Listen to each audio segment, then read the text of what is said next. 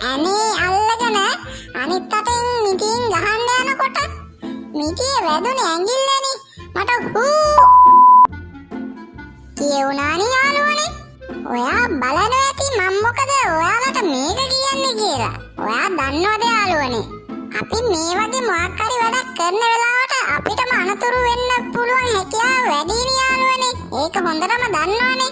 එහෙන් වැඩක් කරනකොට මේ වගේ අනතුරක් වුණොත් ඉතින් මට කියුණා වගේ වචනයක් කියවෙනවනේ ඔයාලට. සමහර අයට ඉතින් ඒ වචනේ කියවෙන්නේ වේදනාවට යාළුවනේ. ඔයා දන්නවද යාළුවනේ? නවතම් පරීක්ෂණකින් හොයාගෙන තියෙනවා ඔය වගේ වේදනාවක් ඇති වුණ වෙලාවක ඔය වගේ වචනයක් කිව්වහම වේදනාව ඇත්තටම 50%කින් අඩු වෙනවලු. මේක ඉතින් මං කියන එක නෙමෙයි පරීක්ෂණ වලින්ලු කියන්නේ.